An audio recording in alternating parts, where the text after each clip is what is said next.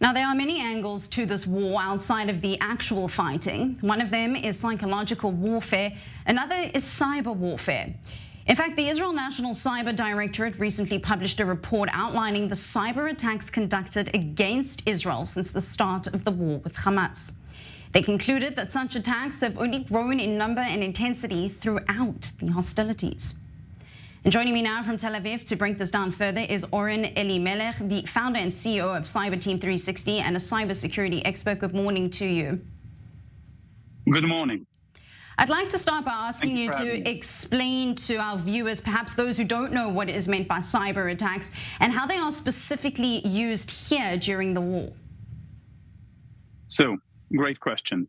So during the war and before the war, the attacks were quite simple, unsophisticated, like taking down a website just for sightseeing or just changing the homepage.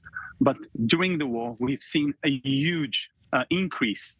And now the attacks are much more focused, okay? They're actually targeted to cause real damage to organization by several layering, whether this is denial of service attack, and as you mentioned, doing attack on disinformation, fake news, targeting hacktivists. Also, we've seen a huge increase on supply chain attack. They're targeting MSPs. So during the war, we've seen a huge increase, and now they're focusing on causing real damage. And as before, it was mostly on espionage, what is called as computer network exploitation, and now we're seeing computer network attacks.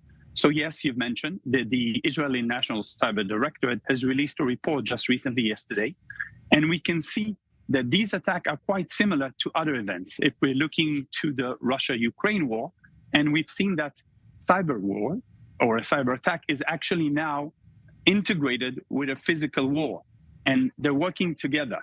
And this is causing real damage on the state of mind of people and also causing serious damage to organization during these supply chain attacks. So, Oren, who exactly are these attacks attributed to? Are we looking at Hamas, Hezbollah, Iran, possibly someone else, a combination? How do we track exactly who is behind some of these attacks?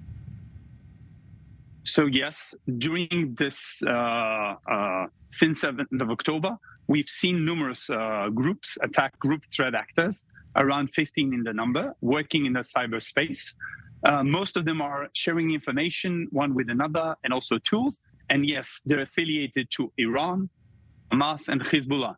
And they're targeting specific vectors, which is, for example, hosting companies, as I've mentioned, health sector, academy, transportation, cargo, transport, energy, supply chain for gas.